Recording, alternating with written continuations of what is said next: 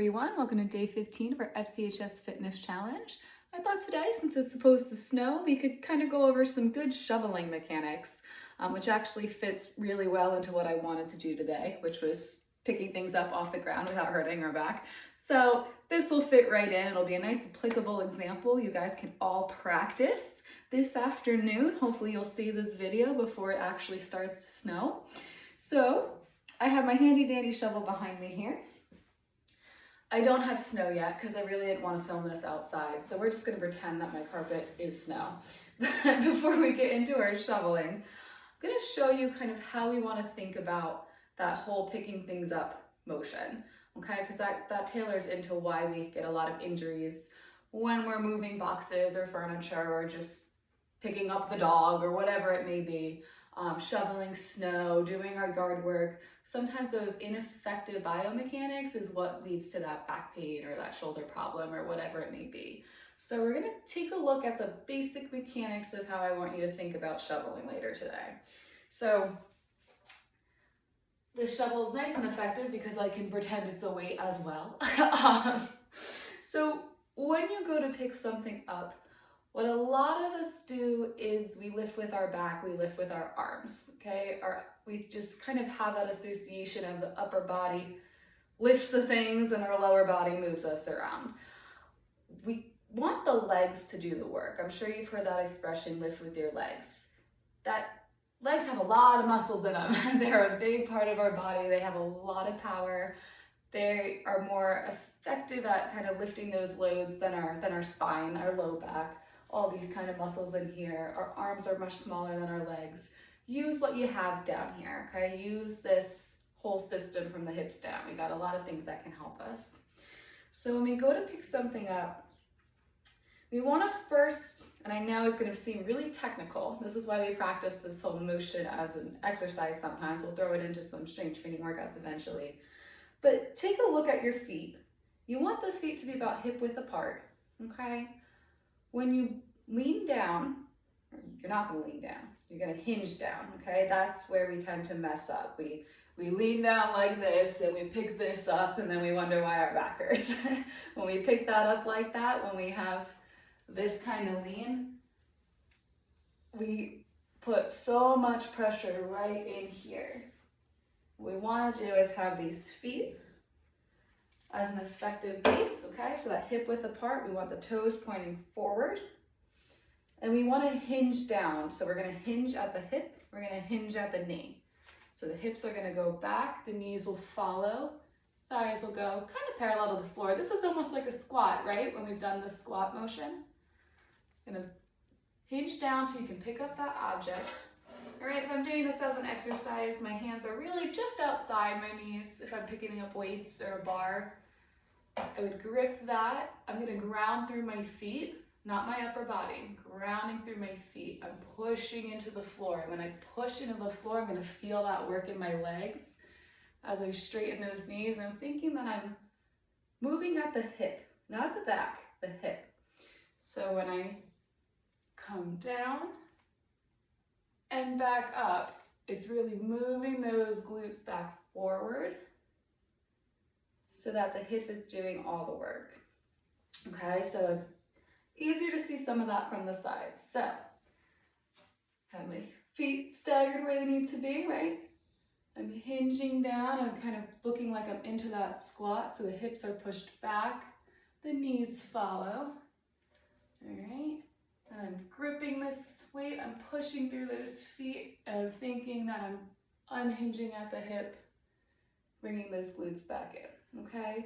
So as I do this, you'll notice my back is really straight. It's like in a line, all right, throughout the whole thing. What we tend to do when we're not thinking, when we're moving too quickly, is when we come pick this up, even if we come down in an effective position, a lot of times we'll hunch over. When we grab something, those shoulders will roll forward, the back will follow. Now we're lifting like this.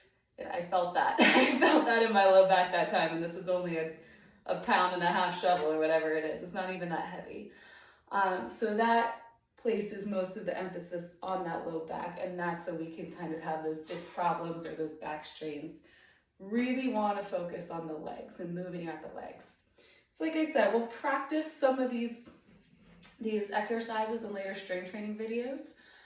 So hopefully you'll kind of build that habit without having to think too much about it. I know sometimes a barrier that people will have is this bending at the knee. That can be painful, right? So a nice alternative, it doesn't work as well with shoveling, but as you build the strength in your legs, you can also do a variation of this picking up motion where you really just hinge at this hip and keep the legs not completely straight because you don't want to lock out the knees, but just a slight bend, okay? But you hinge, push the hips back. Most of the work will come from your hamstrings this way, but you can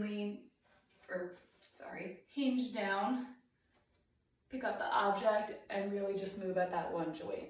So that can be a way to kind of protect those knees. But there's other ways to kind of strengthen your knees so you can get more motion with that bending down or hinging down. I always say hinging so we don't get confused with the bending. Like leg extensions, leg curls, our adductions where we bring the leg forward, that abduction where we bring it out. Just kind of strengthening all these leg muscles helps kind of build support around that knee. And sometimes that can be enough to kind of alleviate the issues. Not in all cases, but in some of them, if we have knee pain or back pain due to weak muscle strength, okay? So let's get into our shoveling. So we want to think that we're going to use the same mechanics here. So even though this is not a standard exercise, when I grip my shovel, I'm still going to have a good kind of depth here, okay? So my one hand and my lower hand will be far enough apart where I'm getting a good base here to bring the shovel up. When I go to fill my shovel with fake snow, because I have no snow here on my carpet, you're really digging in with this leg, your lead leg here. Gonna dig with that leg, okay? When you come up with the snow, you're doing that same thing where you're lifting with the legs. So you're gonna ground through the legs, not the back, okay? We're grounding through, we're coming up, and we're dumping our snow, okay? So what we tend to do, and I've been guilty of this too, I'm just trying to shovel my deck off, I'm not really thinking. We're just going and going and going and going, and that's a lot of strain on this low back. If I really think, and I really focus on, okay, I'm going to push the snow, I'm going to get the snow, I'm going to bring it up, just kind of slow down that motion, okay, so that we're not racing to get it done.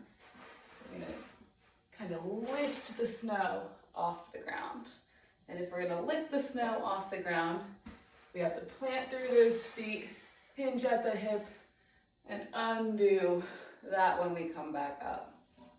So really important to get the hips involved, the knees involved. Most of the work when you come inside from your shoveling, what should be sore are your glutes and your hamstrings. Maybe a bit of your quadriceps as well, okay, because they'll do some work when you're lifting everything up. But you really want that to all come from the legs, okay? There'll be a little work in your back just because the back is extending throughout this, but you shouldn't be sore, okay? We want to avoid that soreness, that pain. So it isn't like a primary mover. We don't want it to be the only muscle working. We want it to help. We want it to help the legs extend and flex.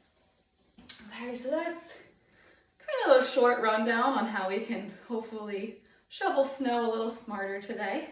If you have a lot of shoulder pain when you shovel, one thing that can help is not lifting the shovel up and throwing the snow over your shoulder, because then we're doing like that full range of motion, and that can create a lot of excess stress on this shoulder here, or if you're throwing it this way, over here. So just be mindful, just do what you have to do to get the snow off of whatever surface you need it off of, but try not to do anything really elaborate. Just keep yourself safe. I know we want to be done fast so we can get back to our day, we can get out of the cold, but you want your body to feel good when you're done, or at least not super in pain, all right? So just be careful out there today, stay warm, and your exercise today is going to be shoveling your driveway off because that is a full body workout. So don't underestimate that. When you're done, also take care of yourself. It is going to be a lot of, it's a good workout. It's good cardio. It's good strength training. You're going to get a lot of different movements in there. Really a full body exercise shoveling snow. So make sure you take the time to kind of stretch after. If you do feel some pain anywhere, knees, hips, back, shoulder, wherever, take care of that. Put some ice on it. Take something if you have something that kind of manages the pain. Just don't make it worse. Don't just sit around and maybe stretch a little bit. Stretching can kind of help alleviate those tight muscles. So just be mindful of how you're feeling, and don't kind of rush back into things if you're a little sore tomorrow. Just give yourself the care you need. All right, I'm done talking at you guys for today. I'll see you tomorrow. We'll have a nice indoor workout just in case we can't get outside. All right, have a good Sunday. Bye.